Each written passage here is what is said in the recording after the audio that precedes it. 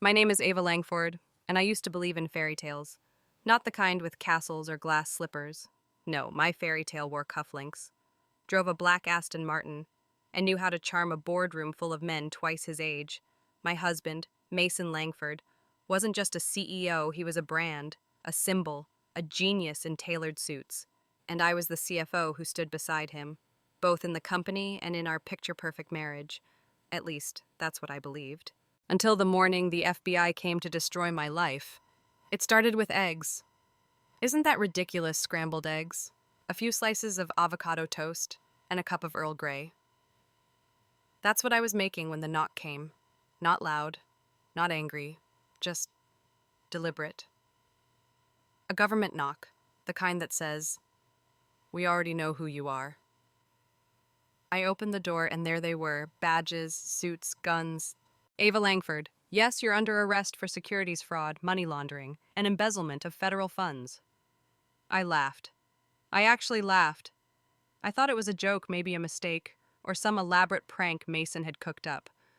But no one was laughing when they read me my rights. They cuffed me in front of my neighbors, in front of our maid, in front of my golden retriever, Bentley, who tilted his head like he couldn't believe it either. I kept asking for Mason. "Call my husband," I said. "He'll fix this." They didn't call him. He didn't come. The first interrogation room felt colder than the outside world. Sterile, gray, humming with fluorescent lights. The agents laid out documents with my signature on them, bank wires, fake reports, internal memos that linked me to offshore accounts and disappearing investor funds. "This is your signature, correct?" "Yes, but these were procedural," Mason told me. "Did you verify the content before signing?" "No, I trusted." "You trusted your husband. We've heard." That word hit like a punch. Trusted. Past tense, I stared at the printouts. I remembered every dotted line, every "just sign this." Babe Mason had handed me over dinner, over coffee, over kisses. I remembered the way he'd slip manila folders into my inbox. Tell me it was just authorization for transfers or vendor contracts. "Don't worry, I've gone through it all. You're just the formality." I had believed him. Because love makes you blind and comfort makes you lazy. And I had been both. I was allowed one call. I called Mason. He didn't answer. I called again, straight to voicemail. The third time, I got a text. "I'm sorry. It's what had to be done. You're strong. You'll get through this." I stared at those words for a long time, like they would rearrange themselves into something that made sense. But they didn't. They stayed exactly what they were, betrayal disguised as sympathy. It was then I realized this wasn't a mistake. This wasn't a setup by someone else. This was Mason. He had thrown me to the wolves and closed the door behind me. They put me in holding for 48 hours. I barely spoke, barely ate. I replayed every conversation Mason and I had in the last year, every signature, every board meeting, every dinner party where he smiled too wide and squeezed my hand too tightly. And then the prosecutor came in. "We believe you masterminded the redirection of $2.3 million in investor funds into an offshore account in the Caymans." "I didn't," I whispered. "Then who did?" I didn't answer, because I knew they wouldn't believe me. Not yet. And saying his name now wouldn't save me, it would only warn him. They offered me a plea deal, 10 years reduced to 5 with good behavior. I declined. I needed time. Not leniency. After my arraignment, I sat in my cell and made a decision. If Mason wanted a war in the courtroom, fine, but I wouldn't fight it like he expected. He used the law to silence me. I would use the law to rebuild. I wouldn't scream. I wouldn't beg. I would learn. I had trusted a man who wore power like perfume. But what he didn't know, what no one knew, was that under the CFO title and polite smiles, I had always been the one with the numbers, the quiet one, the overlooked one, the one no one saw coming, until it was too late. And so I began. From the bottom of a jail cell, I started reading, studying, asking the right questions to the right people. I met someone who would change everything. Her name was Keisha. But that part of the story, that's for tomorrow. Because tonight I sleep for the first time not as Mason's wife, but as Ava Langford, the woman who's going to destroy him with silence, strategy, and a signature of my own. They gave me orange. Not the pastel kind that shows up in spring collections or Mason's overpriced pocket squares. No, this was prison orange cheap, synthetic, itchy. It didn't belong to a woman who once signed contracts on mahogany and sipped champagne under glass chandeliers. But that's the thing about rock bottom, it doesn't care who you were before. It just makes sure you're stripped of anything that ever made you feel untouchable. And I had been untouchable. For a while.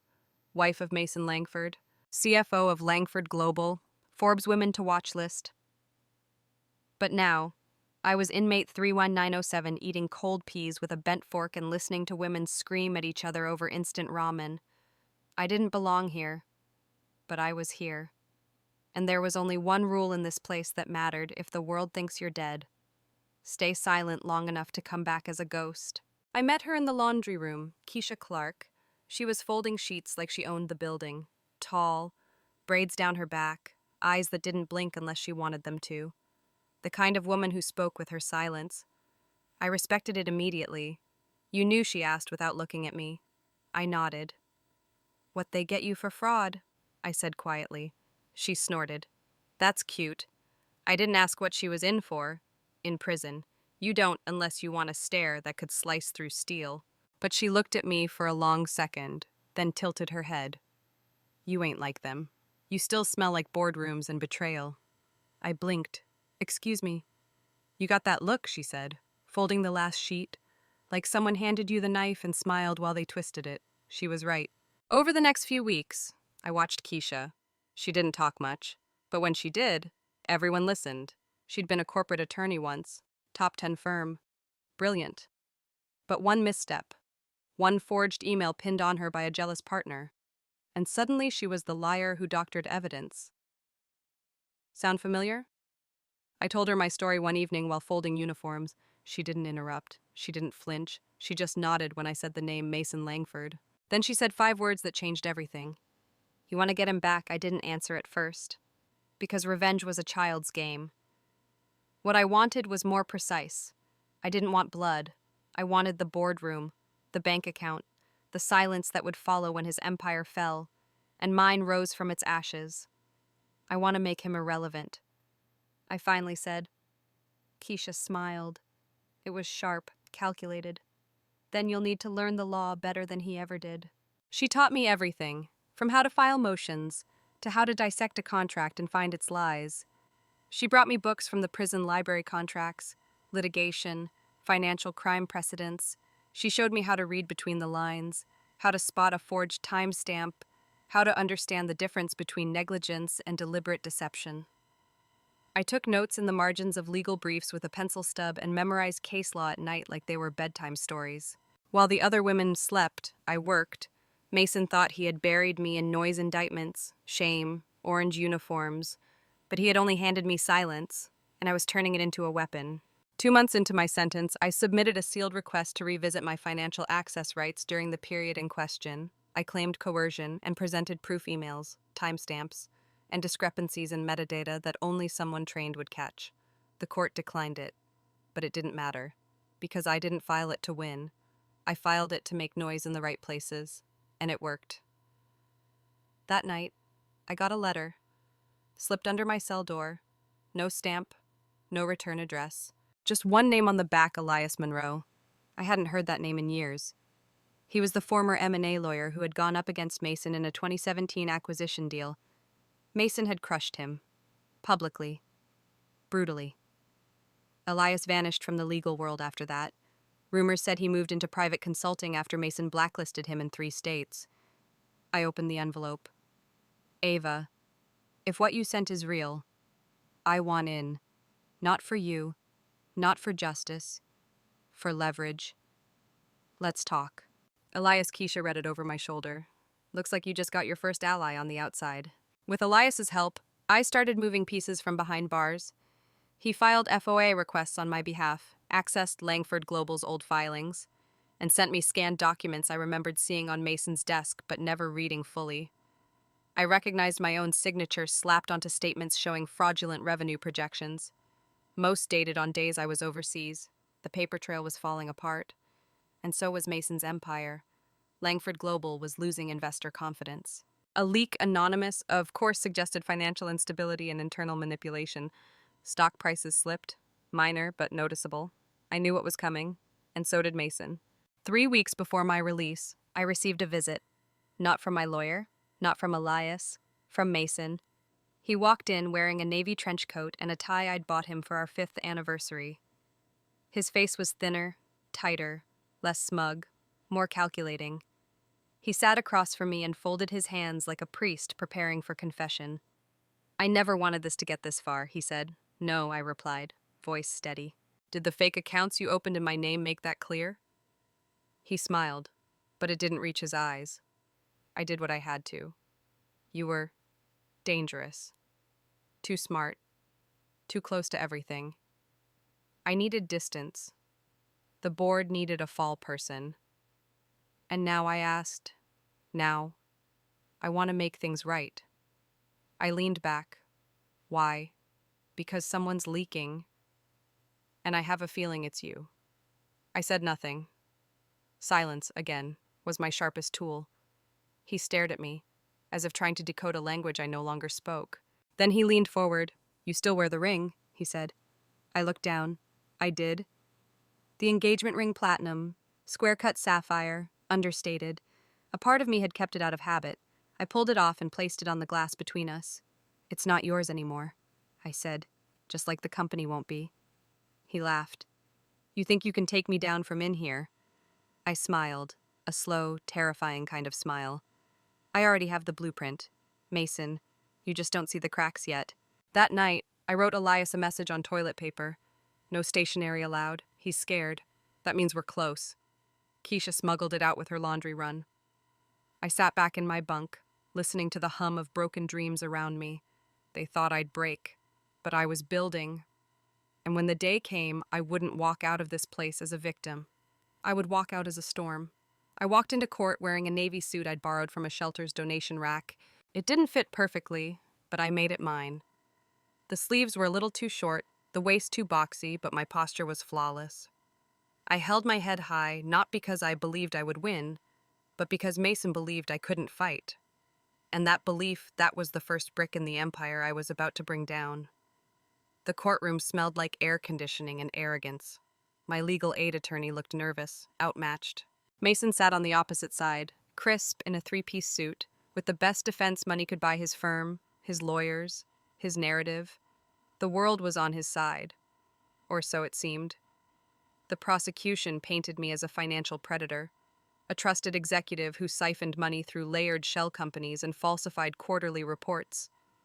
I listened as they recited page after page of doctored evidence Mason had created using my name, my role, my blind trust, and I said nothing.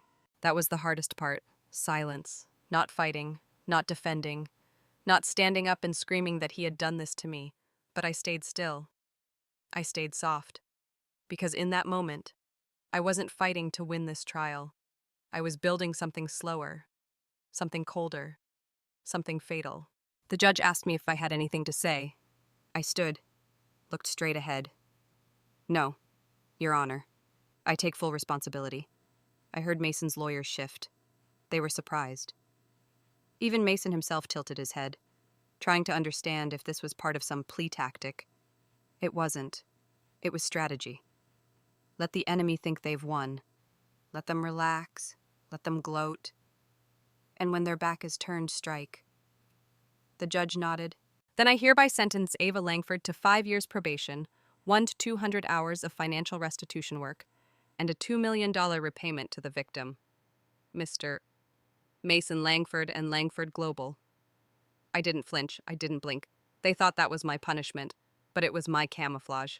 2 hours later, while Mason was sipping scotch in celebration with his legal team, I was sitting in a quiet booth at a bookstore cafe in Midtown. Across from me was Elias Monroe. He slid a file toward me. We got it. Inside were documents, real ones. The raw accounting data Elias's team had uncovered from Langford Global's offshore accounts. A mirrored set of ledgers, one public, one private. The numbers didn't match, not even close. "Over $17 million laundered over 8 years," he said, eyes glinting. "And this is just the Cayman branch." I closed the folder slowly. You can prove Mason signed off. Elias nodded. We've got the metadata on the PDFs, his IP, his timestamp, his login credentials. And what about the shell company he used as a pass-through? We cracked it, he said, smiling. Funny story, it's registered under a fake identity, but the lease on the P.O. box is tied to Mason's Amex card. Sloppy. Sloppy. That's what power does. It makes men arrogant enough to leave fingerprints on glass, thinking no one would dare look, but I wasn't no one anymore. By the end of the week, I had personally filed a sealed whistleblower claim with the SEC using a pseudonym Clara Worth. The data dump I submitted came with line-by-line breakdowns of laundering activity, insider trading hints, and illegal accounting shifts to boost stock prices before investor calls. The best part? It wasn't just about fraud. It was about control. Because when the SEC opens a case like this, stockholders panic, which is exactly what I wanted. I started buying, not under my name, never that foolish. But through an investment shell I created months ago, A&L Holdings, I funneled funds from the settlement Mason had given me as reparations for our divorce and used every cent to buy Langford Global stock as it dipped with every leak. It didn't tank, not yet, but it stumbled. And in the world of corporate wolves, even a stumble can smell like blood. I knew his board. I knew his structure. I knew how many shares it would take to call an emergency vote. I wasn't there yet, but I was closing in. Mason, oblivious, sent me a text on the first day his stock dipped 8%. Looks like your silence really did pay off. Hope you're doing okay. I didn't reply. Instead, I forwarded it to Elias with a note, keep this. For context, he still thinks I'm playing dead. The next step was more personal. I flew to Geneva. That's where Mason had hidden the oldest and most private of his accounts. I remembered the bank name La Clé Privée from a honeymoon memory he once whispered half drunk, thinking I wasn't really listening. But I listened to everything. With Elias's legal team and Keisha's guidance now helping me remotely under a sealed consulting contract, I walked into that bank with a court-approved subpoena based on my whistleblower status. Mason never thought I'd reach this far. I walked out with documentation linking Langford Global's Swiss transfers directly to bribe payouts for land deals in East Africa. The man wasn't just a fraud, he was an international criminal, and I was holding the match. Back in New York, I received a call from Keisha. He's on the edge, girl. Rumors are flying. Some board members are panicking. I smiled. Good, I said. Let them feel the tremble. The collapse starts quietly. She laughed. What are you going to do when you take it all? I didn't answer immediately. Then I said, I'm going to return what he stole.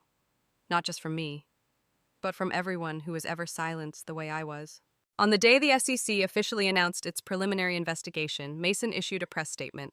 These allegations are false, baseless, and designed to discredit a company at the height of its success.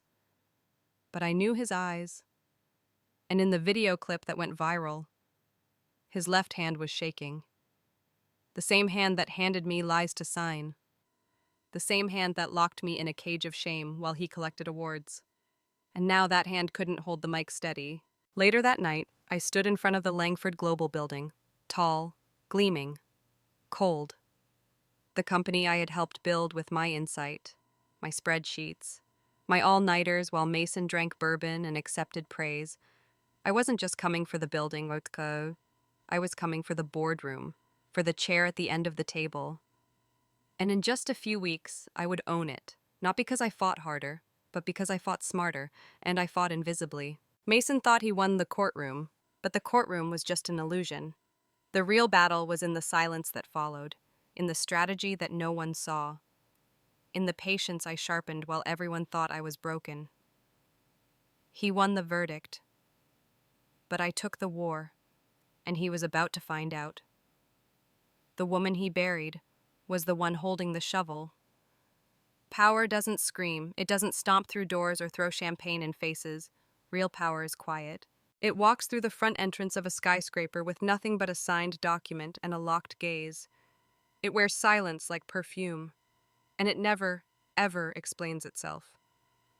That's how I arrived at Langford Global, the day of the emergency shareholders meeting through the main lobby, with a portfolio in my left hand and the weight of his empire in my right. The receptionist didn't recognize me at first. I didn't blame her. Last time I walked through those glass doors, I was the disgraced CFO with a broken marriage and a shattered name. The woman who'd been paraded through headlines and talk shows as the fraudulent wife, the downfall of a giant. But today, I wasn't here to explain anything. Today, I was here to end something. Upstairs, chaos whispered behind polished walls. The boardroom buzzed with low voices, shifting chairs, and worried glances. Mason paced like a man who knew the storm had arrived but still hoped the windows would hold. His tie was too tight, his cufflinks mismatched. There were shadows under his eyes I'd never seen before, and when I walked in, everything stopped. It was almost beautiful. A stillness so loud it drowned out everything but the sound of my heels crossing the floor. He turned, and for the first time in our entire history, he looked small. "Ava," he said. No mask, no smile, just disbelief. "What are you doing here?" I didn't answer him. I turned to the chairman, Mr. Delacroix, an old man with sharp eyes and a sharper instinct for survival. "I'm here on behalf of A&L Holdings," I said, setting down the file. "As of this morning, we've consolidated a 42% stake in Langford Global through diversified channels. We are now the majority block." Delacroix blinked. "That can't be." I slid the ownership documents across the table. Signed, sealed, certified. He flipped through them. His fingers trembled. "I believe," I said, turning back to Mason. "This is the part where we call for a vote." Mason tried to object. Of course he did. He pulled out every performance trick he'd ever used: charm, anger, confusion, victimhood. "She's emotionally unstable," he said. "She's doing this for revenge." I smiled. "No, Mason, I'm doing this because it's Tuesday, and I'm tired of letting you run this company into the ground." One of the board members, a woman named Greta, whom Mason had ignored for years, actually laughed. The vote wasn't even close. 6 in favor, 1 abstention. Mason was out. Effective immediately. He stared at the papers in front of him, his hands trembling. "You can't do this," he whispered. I leaned in. "You already did it to yourself." After the meeting, I walked into his office. It was still exactly how I remembered it: dark wood, floor-to-ceiling windows, a shelf full of awards with his name engraved in gold. I opened the drawer where he used to keep the good scotch. Still there. I poured myself half a glass and sat in his chair. It didn't feel like revenge. It felt like math. He took something from me. I built something stronger. And now I wasn't here to destroy him. I was here to replace him. The next morning, headlines hit like meteors. Langford ousted. New majority shareholder takes control amidst fraud allegations. Ex-wife of CEO emerges as silent power behind boardroom coup. Ava Langford returns. And this time, she's not playing nice. My inbox exploded. Journalists, former colleagues, hedge funds. Everyone wanted a quote. I gave them none. Let Mason chase the spotlight. Let him yell into the void. I didn't need attention. I had ownership. 3 days later, I received an envelope at my new office. No return address. But the handwriting, familiar, slanted, controlled. Inside was a single photograph our wedding day. Me in white, him in black, and on the back, a message. "You win. Are you happy now, Em?" I stared at it for a long time, and then I put it in the shredder, because I didn't win to be happy. I won to end the story. But stories don't end neatly, do they? A week into my leadership, I discovered something else. Mason had been planning a merger, a dirty one, with a corrupt firm overseas, one that would have allowed him to siphon more funds and dissolve employee pensions without scrutiny. The paperwork had already started. I halted it, publicly, legally. And in doing so, I sent a message not just to the board, but to every woman who had ever been used, silenced, or buried beneath a man's ambition. We don't scream anymore. We sign. We strike. We own. Keisha called that night. "You really did it," she said. "No," I said, looking out the window at the city that had once forgotten me. "I'm just getting started." She laughed. "So what's next?" "CEO." I took a sip of tea. "A fund. For women like us. Those who were collateral in someone else's climb to the top." "Damn right," she whispered. I leaned back in my chair, and for the first time in years, I didn't feel angry, or broken, or waiting to be saved. I just felt finished. Mason didn't disappear, of course. He went on interviews, Claimed I'd set him up, said it was all a conspiracy, me, Elias, the board, even the SEC. But every time he opened his mouth, his shares dropped a little more. Until one day, the market stopped caring, and that, for men like him, is the worst punishment of all. I walked through the Langford building one last time that week. The name on the glass door still read Langford Global, but it wouldn't for long. Soon, it would read something else, something cleaner, something mine. I passed Mason's old assistant in the hallway. She looked at me with wide eyes, like I was a ghost. Maybe I was. The woman I used to be died in that courtroom. The one standing here. She was born in silence, raised in strategy, crowned in ink and vengeance. They say revenge is sweet. That's a lie. Revenge is cold, clinical, silent. It doesn't arrive with fireworks or applause. It walks into the room long after the audience has left, removes what doesn't belong, and disappears again without a trace. That's what I did. I didn't ruin Mason. I erased him, not just from the boardroom, from the narrative, from the future. 3 months after I took over Langford Global, the company had a new name, LXV Holdings, a new mission, a new board, a new legacy. The L was mine, the X was for the erased, the V that was for victory. I didn't grant interviews. I didn't take credit in headlines. But I made one exception. A closed-door keynote at a finance conference, no cameras, no press, just women in leadership roles and the silent undercurrent of battles fought behind glass walls. I stood at the podium, looked around, and said only this. They called me the fraud, but all I ever did was trust the wrong man in a room full of right intentions. So I rewrote the rules, not to prove him wrong, but to remind myself I was never broken, just buried. The room went still. Then it roared. Elias went back to private consulting. Keisha became director of compliance at LXV, overseeing internal audits and training staff on whistleblower protection. No one dared question her. She had scars they couldn't see, and that made her dangerous in the best way. We launched a new initiative within the company, Project Clarion, a fund dedicated to women who had been financially manipulated, silenced, or erased by business partners or spouses. We offered legal resources, forensic accounting, and most of all, a seat at the table they were pushed away from. One of the first applicants, Mason's former assistant, she told us everything. As for Mason, he tried to rebuild. He opened a small consultancy firm in Miami under a different name. But in this new world, my world names don't matter as much as history. And Mason Langford's history was carved in public court records, financial disclosures, and a growing list of sealed indictments. I never lifted a hand against him again. I didn't need to. He was a sinking ship, and I had already walked off the deck. One day, a package arrived at my home, no return address. Inside a leather-bound notebook, his, Mason's journal. I recognized the handwriting instantly. There were pages of rants, bitterness, self-justifications, and one paragraph circled in red. I underestimated her. Not her intelligence, her silence. That's what killed me. I taught her to play the game. She learned how to break the board.